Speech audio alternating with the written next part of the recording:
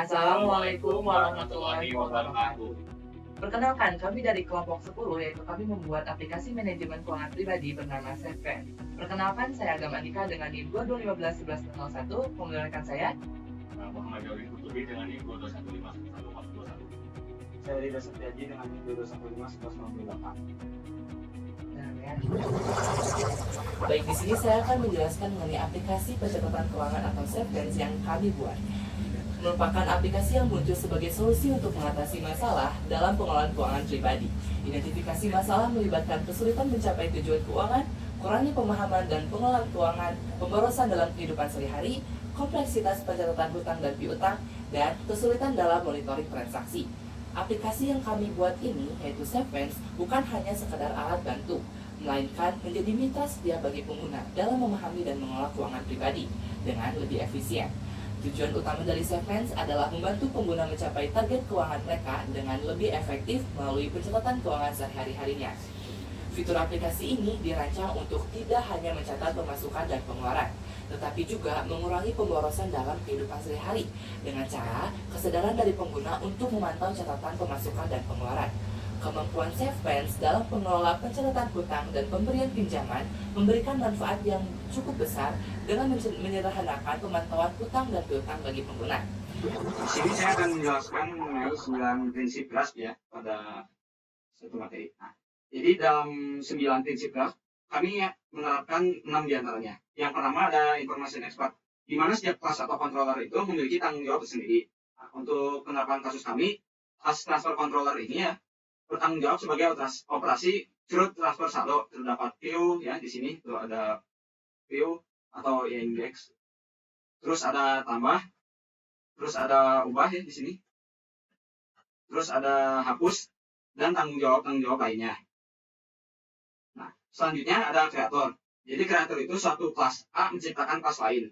Nah, untuk penerapan kasus kami, untuk terbentuknya kelas riwayat controller ya, atau riwayat membutuhkan setidaknya satu kelas data master. Bisa saja pemasukan, pengeluaran, hutang, pinjaman, dan lain sebagainya. Ini contohnya ya, misalkan riwayat controller. Nah, riwayat controller ini membutuhkan kelas yang lain dulu ya, misalkan transfer controller atau pemasukan controller ya. Oke, untuk selanjutnya ada controller. Untuk penerapan kasus kami, setiap proses penambahan data per table ya, atau curut pasti ada pengontrolnya. Ini contohnya ada di sini ya. Ini semuanya kami menggunakan controller ya. Ada hutang controller, pemasukan controller, pengeluaran controller, dan lain sebagainya. Oke, yang selanjutnya ada low coupling. Jadi low coupling itu kan meminimalisir ketergantungan antar class. Nah, class yang kami gunakan itu hanya melibatkan satu atau bahkan dua class saja. Misalkan di sini ada kelas home ya, kelas home. Nah, jadi kelas home ini membutuhkan di salah satu aja ya, salah satu class, bisa pemasukan aja atau pengeluaran saja gitu ya. Nah, itu selanjutnya ada high cohesion. Nah, high cohesion di sini tidak memiliki tanggung jawab yang tidak terkait ya. Jadi masing-masing kelas atau controller yang kita gunakan itu sesuai ya. Kami jamin sesuai dan tidak ada yang tidak relevan gitu ya untuk setiap metodenya. Misalkan di sini ada pemasukan, di dalam pemasukan controller pasti di dalam metodenya itu ya udah sesuai gitu ya. Udah relevan sama si kelasnya. Misalkan ini pemasukan controller pasti curutnya curut si pemasukan gitu ya. Ada ubah pemasukan, ada hapus pemasukan, terus ekspor PDF yang lain semacamnya itu juga berkaitan sama si pemasukan controller. Bahkan value-value-nya juga ya. Ini yang hendak dipasing ke home ini terkait sama pemasukan. Oke, selanjutnya ada protected variation. Nah, untuk penerapannya itu ada di model ya. Di mana ada protected table gitu ya. Nah, di sini. Nah, ini ada protected table ya. Nah, jadi protected table ini tuh ini ya tujuannya untuk menghindari perubahan nama si table. Yang awalnya hutang itu jadi hutang karena itu ya ada kayak semacam plural gitu ya, dari si Laravelnya itu sendiri. Bahkan kami menggunakan protected table ya untuk menetapkan gitu namanya itu hutang gitu ya, bukan hutang cash. Nah, lalu ada ini juga ya protected fee label. Protected fee label itu bertujuan untuk menentukan field mana saja yang bisa diassign oleh value gitu ya. Nah, di sini yang fee label itu ada rekening, jumlah hutang, nama pemberi hutang, catatan, dan lain sebagainya. Selanjutnya, dalam mengembangkan aplikasi SafeFriend ini tentunya ada kontribusi setiap anggotanya. Berikut saya sampaikan kontribusinya. Untuk setup awal aplikasi dan seeder dibuat oleh Muhammad Jaludin. Login multi-user dibuat oleh Rida, dan untuk CRUD atau Create, Read, Update, dan Delete itu sudah termasuk implementasi Yajra. Untuk saya pribadi, saya membuat CRUD pada bidang beri pinjaman dan pemasukan, Muhammad Jaludin membuat utang dan pengeluaran, Rida membuat transfer saldo. Untuk fitur ekspor dibuat oleh Rida dan fitur import dibuat oleh saya sendiri. Riwayat dari semua CRUD tersebut dibuat oleh Muhammad Jaludin dan dashboard oleh Rida. Kemudian untuk penyesuaian CRUD seperti isian data dropdown dan implementasi lainnya itu oleh saya pribadi. Baik, di sini saya akan mendemokan bagaimana CRUD atau Create, Read, Update, dan Delete dari semua fitur yang sudah kami sediakan, yaitu ada pemasukan, pengeluaran hutang, pinjaman, transfer saldo. Masuk ke data hutang. Nah, pada data hutang di sini, ini juga untuk memudahkan user untuk memantau hutang piutangnya. Misalnya di sini rekening mana yang akan ditambahkan atau yang mana yang akan menghutang. Maka di sini ada kemudian statusnya di sini misalnya belum lunas ya. Nah, di sini tuh ketika kita menambahkan dan data hutangnya berhasil, di sini sudah ada muncul, dan apabila statusnya belum lunas, artinya kita belum membayar hutang tersebut, maka ini akan masuk ke pemasukan, atau bisa dikatakan ini sebagai triggernya. Apabila di sini statusnya sudah lunas, maka ini akan masuknya tuh ke dalam pengeluaran, karena kita sudah membayar hutang tersebut. Apabila dilihat dari dashboard, dan betul saja itu sudah menambah ke pemasukan. Yang ini belum lunas sebanyak 100.000 dan masuk ke pemasukan. Seperti itu. Misalnya di sini saya akan memasukkan file CSV-nya untuk hutang. Di sini saya import. Nah, ketika di sini ada yang sudah lunas gitu. Di sini ada yang belum lunas, maka dia akan masuk ke pemasukan, dan di sini ada 60.000 ini akan masuk ke pengeluaran. Kemudian ketika kita lihat di data pemasukan di dashboard, di sini ada pemasukannya sudah bertambah 560.000 dan juga pengeluaran sebanyak 255.000, dan juga total dari pemasukan di pengeluaran itu sebanyak 305.000.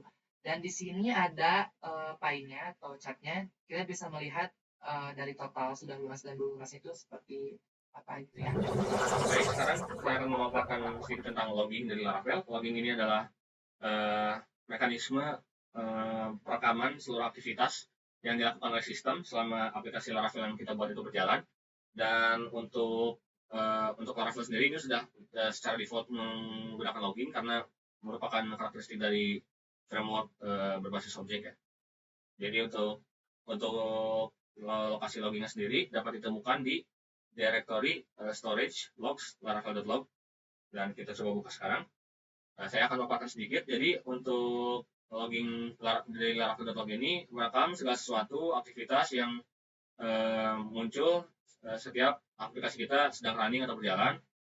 Dan sebagai untuk beberapa contohnya kita dapat lihat di sini ada logging untuk dependency atau requirement, ada juga logging untuk penggunaan middleware dan juga penggunaan controller.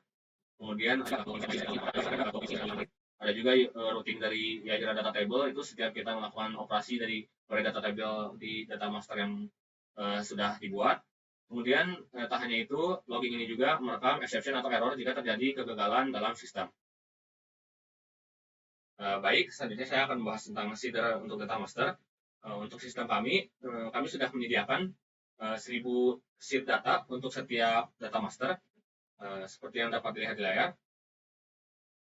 Jadi sistem cara kerjanya itu ya adalah untuk supaya seedernya juga dapat masuk ke riwayat juga ketika di seeding menggunakan Laravel Artisan, dibuatlah private variable riwayat controller, terus dibuat construct dari riwayat controller tersebut, supaya nanti ketika run seeder yang mana berisi number of record 2000 ini, untuk setiap pembuatan recordnya itu akan dioperasikan tambah riwayat controller sesuai dengan data yang akan menjadi seeding di masing-masing tabel data master berikut.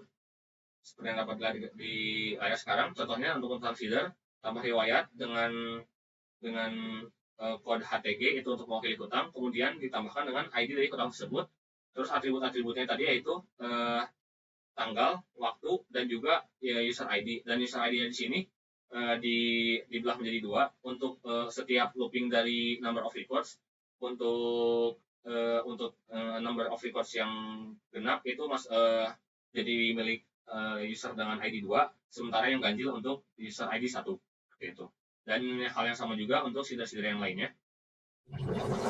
Baik, sekarang saya akan mendemonstrasikan seeding tersebut untuk memastikan seeding untuk ke root data master berhasil dan juga implementasinya ke transaksi ke riwayat ke data riwayat berhasil.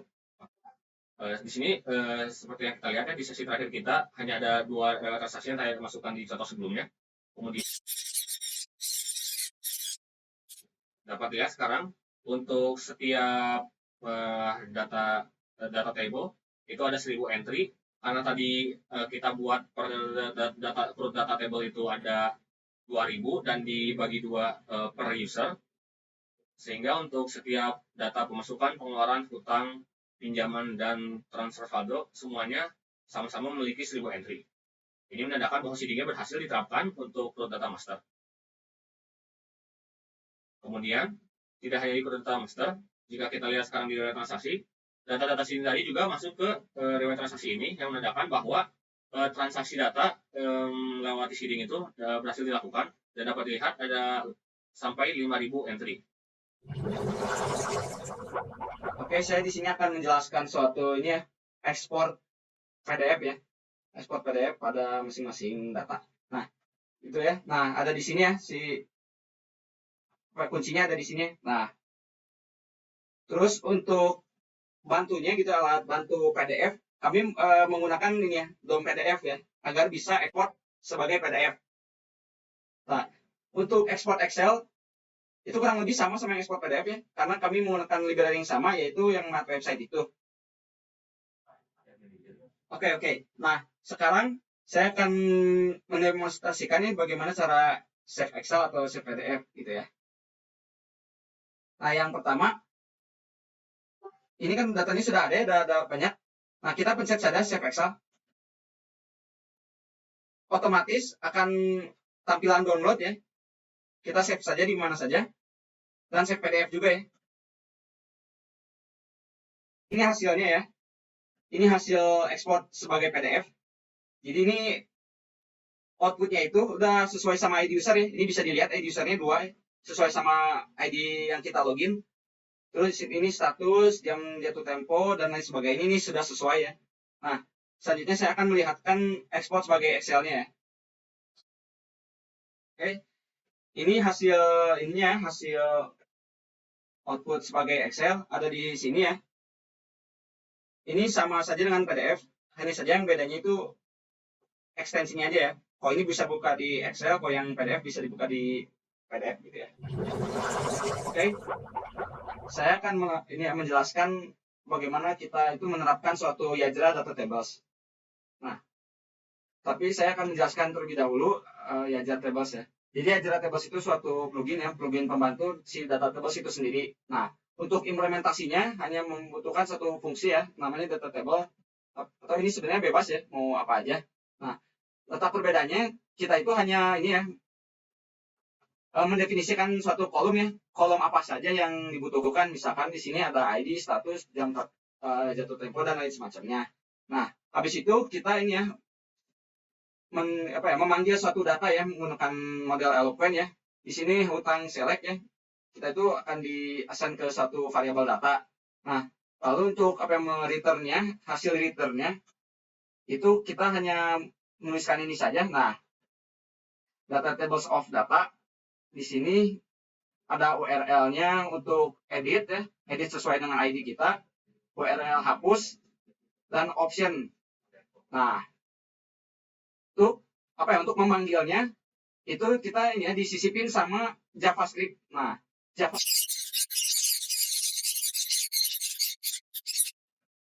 saya akan menjelaskan terlebih dahulu kelebihannya ya, dibanding sama yang data tables biasa. Jadi kalau misalkan data tables biasa itu, kalau misalkan ingin nge-load katakanlah 1000 data atau 2000 data, mereka itu benar-benar menampilkan 1000 data atau 2000 data gitu ya, dalam satu load sekaligus. Hanya saja kalau misalkan ingin dibatas dengan pagination, itu seolah-olah hanya membatasi gitu. Tapi kalau misalkan nge-load, itu tetap nge-load 1000 data. Kalau misalkan Yajra itu, dia dibatas sesuai dengan batasannya ingin ngeload berapa data dalam satu page. Misalkan ingin 10 data, ya mereka hanya menampilkan 10 data. Kalau dipencet selanjutnya, baru mereka ngeload ke data selanjutnya, gitu. Baik, nah sekarang saya akan menjelaskan tentang rincian dari sistem reward transaksi kami. Untuk penggambaran dan perancangan dari reward transaksi sendiri, kami sudah buatkan dalam bentuk domain model seperti yang terlihat pada layar, dan juga divisualisasikan dalam bentuk use case diagram. Dan untuk use case diagram ini dibuahkan dalam use nomor 6, yaitu menghasilkan backup data dengan use case skenario sebagai berikut. Nah, kurang lebih skenario seperti ini yang terlihat di layar. Pertama-tama, untuk penerapannya sendiri seperti berikut. Jadi di sini saya sudah ada halaman data pemasukan. Mari kita masukkan data baru. Sebelumnya kita validasi dulu bahwa di reward transaksi ini masih kosong. Dan data-data yang Anda lihat sekarang ini merupakan data dari seeder ya. Jadi belum ada data yang dipicu oleh pemasukan data-data baru ke riwayat. Oke, kita mulai dari mengisi nama. Kita tambahkan pemasukan. Setelah berhasil, Anda dapat melihat bahwa di data pemasukan CRUD-nya sudah berfungsi seperti biasa. Dan di sini bagian utamanya dari pembahasan ini yaitu di riwayat transaksi masuk juga data pemasukan tersebut sebagai record atau riwayat dari transaksi gitu. Dan dapat dilihat ini merupakan data yang meliputi tipe transaksinya, deskripsi yang tadi saya masukkan yaitu bonus gaji, jumlahnya sesuai Rp100.000, kemudian tanggal dan jamnya juga akurat. Misalkan kita lakukan kembali untuk pola pengeluaran. Jadi bagian terbaiknya dari fitur reward transaksi ini adalah fitur ini dapat menangkap berbagai macam transaksi yang berbeda ke dalam satu tabel yang sama. Misalkan nama pengeluaran. Oke, kita tambah pengeluaran sudah berhasil. Mari kita lihat di reward transaksi. Dan dapat dilihat ya bahwa salah satu kelebihan lainnya itu dari reward transaksi adalah dia dapat menghitung secara lebih matematis dalam artian dari kolom data di pengeluaran tadi yang meliputi kolom kuantitas dan harga per item itu dapat dikalkulasikan yang tadinya 2 buah HP misalnya yang harganya masing-masing 1.500.000, sekarang jumlah yang masuk ke reward transaksi adalah 3 juta. Dan tentunya deskripsi serta tipe transaksinya akurat seperti yang ada di data pengeluaran yang tadi telah diinputkan. Sekian. Saya di sini akan menjelaskan suatu ini ya, login multi user. Jadi di sini di kasus kami itu menggunakan 2 role ya. Yang pertama ada admin, yang kedua itu ada user. Nah, jadi admin itu hanya bisa mengubah atau mengatur si akun itu sendiri ya. Atau bisa merubah role ya. Yang awalnya admin menjadi user atau sebaliknya. Itu saja. Terus kalau yang sedangkan yang user itu bisa melakukan fitur apa saja yang ada di sequence ya. Bisa menyimpan pemasukan, pengeluaran dan lain semacamnya. Oke, langsung saja kita login ke admin ya. Nah, ini ya. Ini sequence page-nya admin. Kita di sini hanya bisa atik akun. Nah, kalau misalkan kita itu bisa mengubah role-nya lewat sini ya. Ada checkbox. Kalau misalkan nggak dicek atau di-uncheck, itu otomatis dia di user biasa. Nah, sedangkan kalau misalkan kita ngecek admin, itu role kita berubah jadi admin. Tuh ya. Tuh, ini terlihat berbeda ya sama tampilan yang admin. Kalau misalkan user biasa, itu si sidebar-nya itu full ya, full fitur. Kita bisa ngelakuin apa saja. Kecuali kita gak bisa user itu gak bisa ngatur akun. Beda sama yang admin barusan. Baik, sekian presentasi dari kami. Mohon maaf apabila ada kesalahan dalam penyampaian. Dapat disimpulkan bahwasanya kami telah menyelesaikan 100% dari penugasan ini dan juga kami telah membuat 5 CRUD data master, yaitu ada pemasukan, pengeluaran, utang, pinjaman, dan juga transfer saldo. Kemudian kami juga telah menambahkan fitur baru yaitu riwayat dan juga dashboard yang bisa diimplementasikan oleh per usernya dan juga download admin. Sekian dari kami. Wassalamualaikum warahmatullahi wabarakatuh.